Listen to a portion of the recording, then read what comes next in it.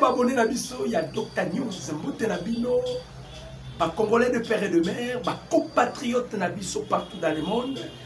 Toye lisusu, liboso na bino, liboso ya ba poste téléviseur na bino, ba abonné à Dr News, ko meme na bino les actualités politiques à République démocratique du Congo. Mais nazo senga ba abonné nyoso ya Dr News. Veuillez vous abonner massivement, partager les liens et demander à ceux qui bande konyo so ba Congolais. Surtout la diaspora, veuillez vous abonner, vous s'abonner aux chaînes de référence Nabino Dr News, chaîne où on nommer Nabino les actualités au temps réel à ce qui concerne la République démocratique du Congo. Na sengi pe Nabino abonné à Dr News. En tout cas, nous avons besoin de matériel. Oh, nous avons besoin de matériel, de caméra, de téléphone propre pour que vous ayez une image bien na chaîne de référence Nabino Dr News et Dieu vous bénira ainsi et que ça la biso bien. Voilà un peu autre ça qui n'a pas koloba pour na biso. Nenga tolobaka match baluki nini.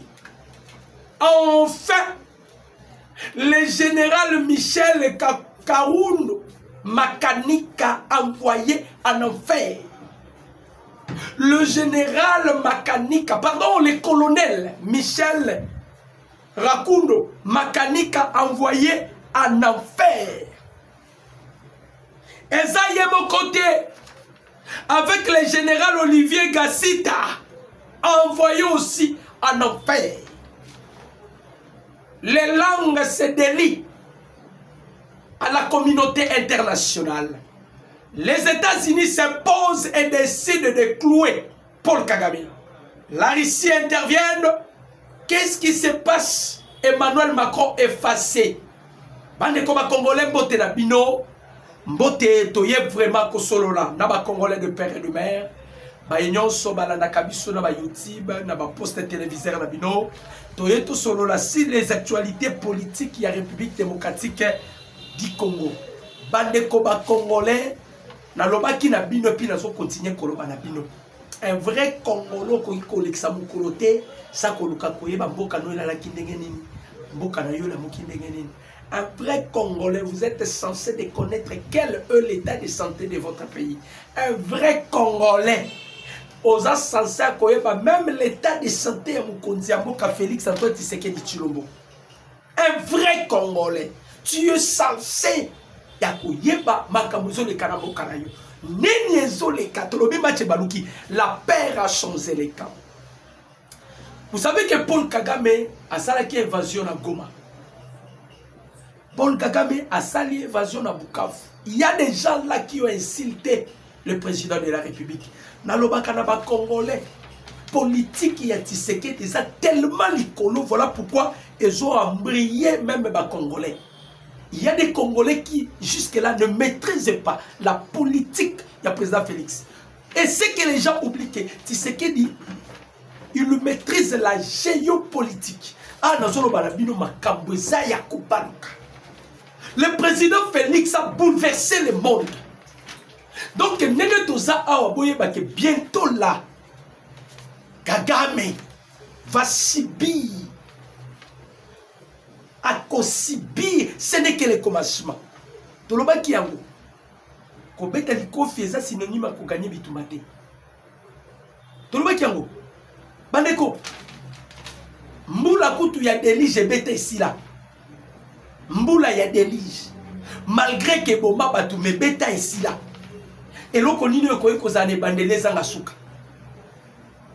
Et loko nini ko kozala bandeleza ngasuka. Avant de condamner sur la frappe chirurgicale, il y a des ainsi que des avions de chasse ont poudroyé l'ennemi. Parlons d'abord sur la diplomatie écrasante du président Félix dans le Conseil de sécurité des Nations Unies. La Russie a pris la parole devant les États-Unis et la France. Parce que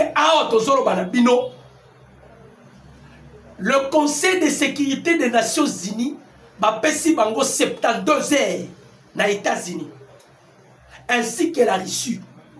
Ceux qui vont sanctionner Rwanda, les États-Unis disent que si les conseils de sécurité sont incapables de sanctionner le Rwanda, c'est les États-Unis qui vont maintenant sanctionner le Rwanda. Parmi les sanctions aux États-Unis, ils ont prévoir 1. Ils ont exclure Rwanda dans le projet de maintien de la paix dans le monde. Vous savez que le Rwanda Azalaki s'est victimisé partout à cause du génocide. Il y a 1994. Oh, bah, il y a 800 000. Alors, il s'est victimisé partout, Rwanda. Mais quand Tshisekedi est venu au pouvoir, le président Félix cherchait comment renverser le leadership. Il y a Paul Kagame. Ce n'était pas facile. Mais ah, Tozoe Bisabino, Biliaki Kagame Bikoki. La Russie, il a accusé les États-Unis, il a accusé l'Union européenne. Alors, vous avez vu les mercenaires européens à l'est de la République démocratique du Congo. Vous avez vu les mercenaires européens. Vous avez permis à ce que Kagame a envahi l'Est de la République. Dans le Conseil de sécurité, on n'a parlé que de la situation sécuritaire à l'Est de la République. On ne peut pas être là chaque jour. Tous se réunir, parler que du Rwanda et de la RDC, et nous sommes incapables de les sanctionner.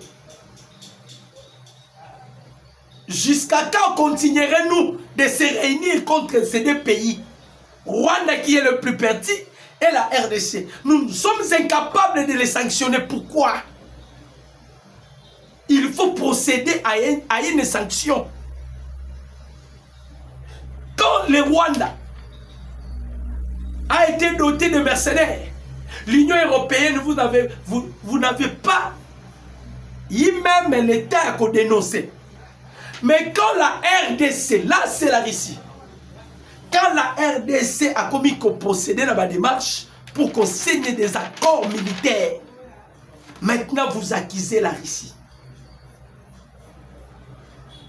Or, nous aussi, la Russie, nous sommes dans l'obligation d'intervenir. Pourquoi vous êtes indifférent devant ce qui se passe à l'Est de la République, où il y a les taux, il y a mortalité commis plus élevée, 10 000. Oh, Mouya Lobaki. C'est alors que les États-Unis vont maintenant décider. Les États-Unis décident ainsi. Il faut que le Conseil de sécurité a sanctionné Rwanda. Tolobaki Rwanda Amata Akita. Bandeko. Tozongi na armée. Récemment, le président Félix a outaki nommé Olivier Gassita. Moi, j'en doute si réellement c'était la nomination du chef de l'État. Ou bien les chefs avaient piégé Olivier Gassita, chef des opérations et des renseignements de la 33e région des gardes du corps à Nyamoma, plein de roussis du territoire de l'Ouvira Sud Kivu. C'est monsieur-là qui a été nommé par l'ordonnance présidentielle. Il y a un salike Kivu, Sidi Kivu, c'est-à-dire Bukavu, na Kavumu et Kouya. Et Moutoua Yaki Koko Issa Kavumu, vous connaissez c'est qui? C'est le colonel Rokundo Makanika Michel. Oyo lobby a Joaki Makamunaye. Yenda Koisaki. Sikoyo, Bameli Bangi, comme ils avaient la facilité à Kokota na Uvira, pardon, na Bukavu, na Kavumu, ils ont osé Koya na Uvira. Vous savez, c'est la personne qui sécurise l'Uvira. Il s'appelle Yakotumba. c'est le numéro 1 de Wazalendo. Amona na pamba, c'est-à-dire wana azanganga ya kutumba. Parfois Pumbora Likolo, le général Yakotumba, numéro 1, il est de Sud Kivu. C'est lui qui yende batini na Uvira. Nanga, avec plus de 400 et quelques militaires, on va accompagner Kibango, ainsi que Makanika. Parce que Makanika, c'est lui qui a Akoïsa Minemo. Donc, né dans un bisabino, Azaria Surubewa, à l'arme Azolela. C'est le pion majeur, il y a Azaria Surubewa, na Moïse Nyarigab, Makanika. Parce que Makanika est le numéro 1 de Tuiranero. Tuiranero est soutenu par Azaria Surubewa et Moïse Nyarigab. Donc, il y a minito batolami bale baza akolela. Il y a kolela, il y a somo. Kolela penza ya kolela.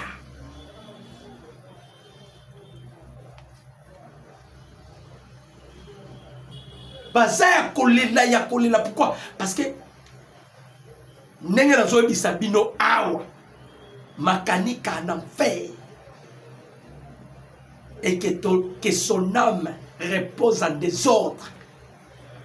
Asali Bisoboye, le chef de l'opération, il y a Kagame. Donc c'est lui le pion majeur, il y a Paul Kagame. Akutani na biscade. Tangu ba yeba kite. Ke Uvira Mutazakuna ya Kotumba. Et puis faut boyeba. Soko kiti ti okomi na Butembo, c'est le fief. Parce que tous les Wazalendo bazan natifs ya Butembo. Donc quand vous venez à Butembo, les fief na ba Wazalendo. Maintenant les Wazalendo ne permettront pas que les rebelles va pénétrer. Quel que soit le niveau bayaki, na Uvira nous avons utilisé les avions de chasse. Les avions de chasse. Drone ciblé bango. Willingo m'a été dedans. Corneille Nanga était dedans. Mais toujours comment est-ce qu'ils ont échappé? Parce que Makanika, c'est lui qui était le cible. Tomonier. Parce qu'il y a une opération, ils ont lancé. Toi, on a quatre longola, mingi les en-têtes. Ma tête. Si bateau bazo créer un problème. Même parmi bateau, autres hommes na to longola. Corneille Nanga est dedans. Corneille Nanga. Bande kobaye. Koto a Katondo. Ya Kitago. Hein? To bandi maka. Poba kita parce que bazo ki route numéro 2 ba ya côté Uvira. Hein? Bande koba congolais. La frappe chirurgicale. Makanika a été détruit en désordre. Et les M23 en débandade. Yako Panzana. Yepena zui missile ya drone. En tout cas, Nanzimite son nanga au côté sur la Bukavu, na Sidi. Nanzimite. Nanga qui vient d'échapper à la mort. Ah, je ne pense pas. Abiki to loupé. Mais, Makanika, on les a renvoyés en enfer. Parce qu'on a nyoko libiso somo Makanika. Likambo o kakaya minembui. Acteur, compositeur, Makanika. Makanika collaborait avec Azarias. Maintenant, le général Olivier Gazita, le chef des opérations et des renseignements de la 33e région, garde du corps à Nyamoma, na plaine Yarouzis, Bandeko. Il voulait traverser vers le Burundi à passer à Nyamoma, où et si qu'on va construire un nouveau pont, où ils ont relié Congo na Burundi, angaka katsa wana parce que tango yindi angaka katsa, akutani na biskade ba wazalendo. Boye bien longia mutu ba wazalendo ba bomi. Donc to bomi ka makanika te. Na général Olivier Gassita Oyo, il a été abattu par les wazalendo. Maintenant, les restes là, on les a poudriers. Poudriers. To frapper ennemi makash. Ici, les Wazalendo va communiquer par le lobby. La guerre ne fait que commencer maintenant. La guerre ne fait que commencer. De l'autre côté, ça bouge avec la diplomatie du chef de l'État. Oyo Lelo Paul Kagame va subir des sanctions lourdes. Va sanctionner Kagame. Va sanctionner Kagame. Nous sommes déjà prêts. Nalobaki na bino bandiko ba Congolais. Nalobaki na bino ke ezala bato ba kelona bilanga. Bango ba bengami kaka kolona bilanga. Mais les Wazalendo maintenant, ils ont été placés dans la première position de guerre.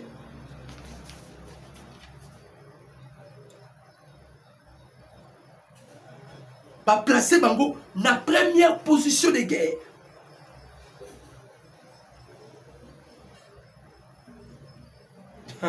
Aimez la vidéo, commentez et partagez les liens. Aimez la vidéo, commentez et partagez les liens. Tout le monde qui est en Congolais. Tout le monde qui il y a quelque chose qui se prépare. Sinon, si y a Tshisekedi, n'était trouble. Ok, le chef de l'État était Azanakata s'est préparé. Sauf l'imprévu, nomination, les lois, c'est Salema. Bazo changer ligne à commandement Nyos. Je vous avais parlé sur Luboya Kachan. Je vous avais parlé sur Edi Kapen. Je vous avais parlé sur Kostandima et John Chibango. Pourquoi pas le général Mounene? Ah waouh, je combat ma komi kolela. Donc il va officier ma Rwandais ma niko kati ça déjà ma prasapi. Net oyo. Olivier Gassita oyo, anga kakima. Pourquoi? Mounene a évi ko identifier tous les Rwandais. Mounene a évi ko identifier bango yako kima bandi de yako se précipiter yako kima. Bami Kim l'a déjà avant parce que moi me cotisez nous. Moi me cotisez nous. Malgré ça, on continue toujours à clouer Paul Kagame.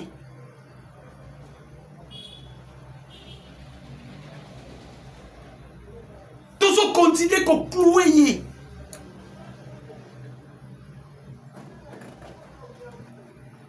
Tout le monde dit Kagame. Kagame, tu cherchais à combattre le peuple congolais. Pour comprendre que les Congolais, cette fois-ci, vont payer au cadotier. Et nous avons dit à tous les Congolais, cette fois-ci, on parlerait de la vie, pas de la mort, c'est-à-dire la patrie et la vie. Pas la patrie ou la mort. Non, c'est la patrie et la vie. C'est-à-dire, nous allons défendre la patrie et nous allons vivre encore dans notre pays. Bakutani na mbiskadi ya kotumba bandeko somo frappe ya drone et vous savez bien que les Sikoy ils ont batalikolo résultat ya bilan ya ba mort les armes sécurité bango ba pansaki comme la France les avait dotés avec le système ya brouillage bangeba ya na mona ufira. Ok, il y a eu déjà des rituels, il y a des chefs coutumiers. Bah désactiver. Bah bilon il y a brouillage électronique. Par là, on a maintenant utilisé les avions de chasse. Bandeko, drone ratakate. sikoyo erataka te. Bananga donc batula musi ya sasa. Awa na kati les officiers bakomi kokima. Et ça déjà la batoussous ils étaient en contact avec Nanga. Nanga protégeait Bango. Nanga et ils pensaient que Nanga va venir jusqu'au Congo. Eh, Bandeko. Bo sakane.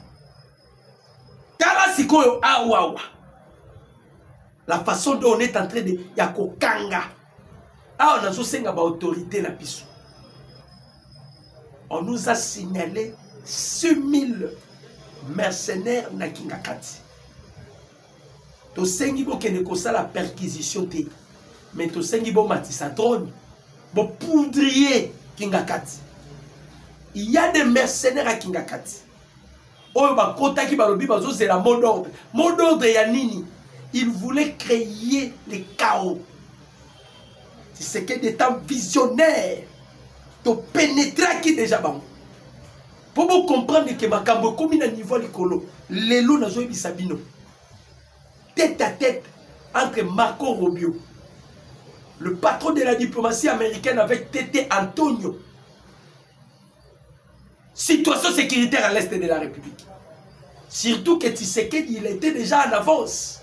À Koutanakina président de l'Union africaine. Lorenzo Joao. Et il était accompagné avec une délégation russe. Tozo Luka Piero Luawa Lobati. Luawa Aloba. Luara Aloba Piero.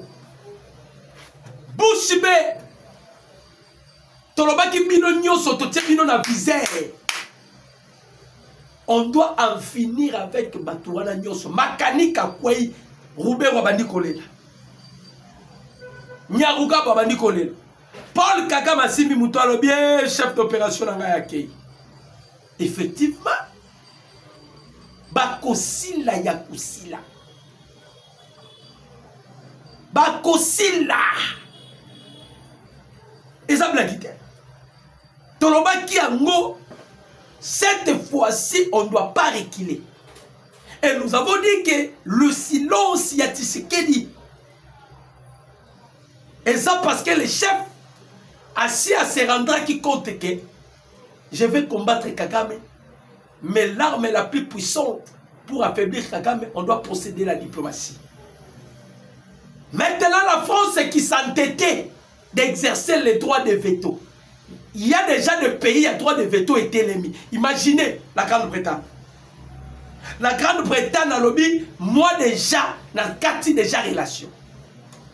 Et Paul Kagame a dit la point de presse à l'Obao, Grande-Bretagne a l'Obani. Il est passé à la FDLR. Perte à mémoire, perte à vitesse. Ce n'est plus la RDC maintenant, c'est la Grande-Bretagne. Yo, au Koti Goma, au Koti Bukavu, jusque-là, vous n'avez pas encore vu de FDLR. Parce que y a Lukaka traqué ma FDLR. Au Koti Goma, au Koti Bukavu, vous n'avez pas vu de FDLR.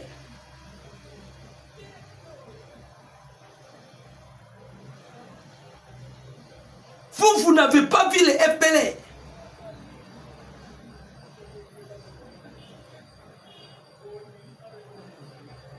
Nous faisons qui va mascarade. Mais on les a bloqués, coincés. Pema!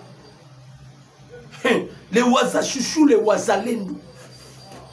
Si vous avez une option, il y a qu'on récupérer. Option qui est une minute sur la récupération. On les a frappés, ils sont en débandade. Et bientôt là, Bozoyoka, Kavu Boutozozwa, Buka Boutozozwa, parce qu'on doit maintenant chasser l'ennemi. Et il ne faut pas oublier, il y a une forte délégation na Tchad, où nous venons de signer les accords militaires avec l'armée tchadienne. L'armée tchadienne est armée ou est formée par les ex-phases. J'espère que je vais vous balancer les images. Bon, mon abango baye. Et bah, soda na biso na kati ya esengo. Ya nini? Ya arrivé ya il y a une armée puissante, armée tchadienne. Or, l'armée tchadienne, il y a les corps africains là-dessus. Les corps africains, c'est une unité spéciale. Oh, il y a riche salaki pour protéger les Africains. En cas d'erreur, le corps africain va intervenir. Voilà pourquoi le président Félix avait précipité Didier Massenga na Tchad. De l'autre côté, il y avait une forte délégation et comme il est l'eau, et comme il y a et pas William Ruto. Parce que Babé Cho le Baouti ko le Kawana et il y a une forte délégation qui est Kokutana accompagné la mère Mende et d'autres. Bakutana William Ruto. Bolandi Cho le Makabalobi na force F4. Qu'est-ce que Cho l'a dit? Cho l'a dit, sans les M23, il n'y aura pas la paix. Donc les M23 n'est pas à paix. Abbé Cho l'a lobby en France F4. Il s'est contredit maintenant après, parce que l'autre est là.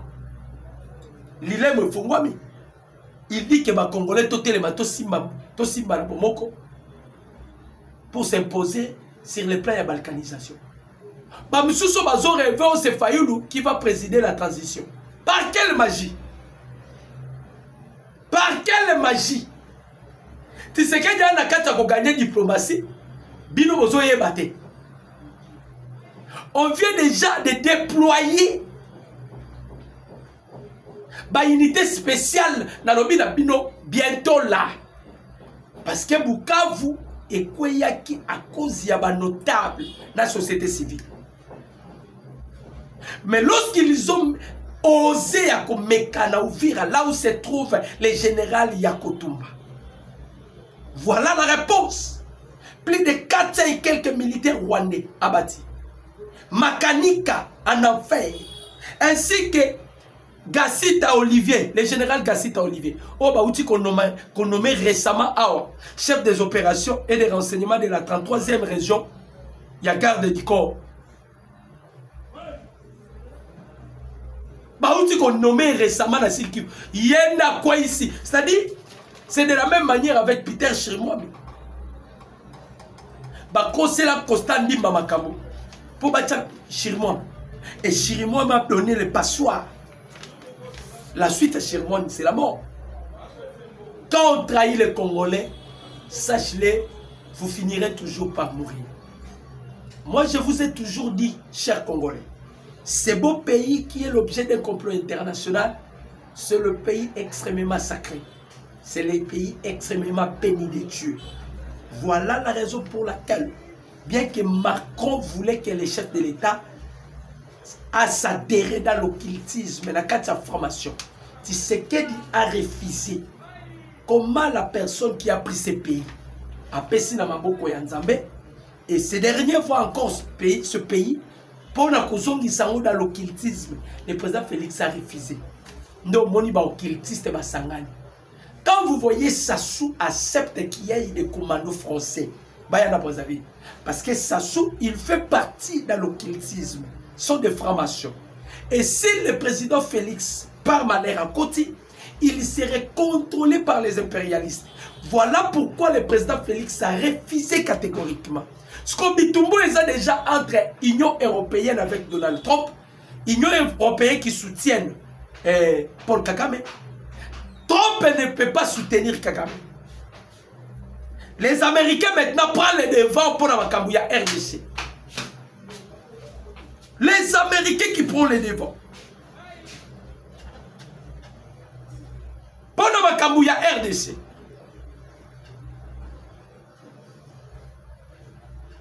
Les Américains qui prennent les devants pour la Makambouya RDC. Ils haussent les taux des Nations Unies. Que si vous êtes incapable de sanctionner le Rwanda, c'est les États-Unis qui sanctionnera le Rwanda. De l'autre côté, tous frappé. On continue de frapper l'ennemi. Voilà pourquoi tous ça l'appelle pas Yaba Congolais. Chers Congolais de père et de mère, notre beau pays nous appartient, nous les Congolais. Vous devez aimer votre pays. Vous devez aimer votre chef de l'État. Et vous devez aimer notre armée, les Wazalendo. Naba commentaire Nabino pour que notre vidéo soit sécurisée comme Elangaï. La patrie et la vie. La patrie et la vie. La patrie et la vie. C'était avec un plaisir de partager ensemble avec vous ce numéro de décryptage. Mon numéro, c'est plus de 43 89 63 95 965. Si vous voulez nous aider avec des instruments, avec des outils pour que chaîne la bino et même la cabino, mange bien, veuillez nous contacter avec ces numéros.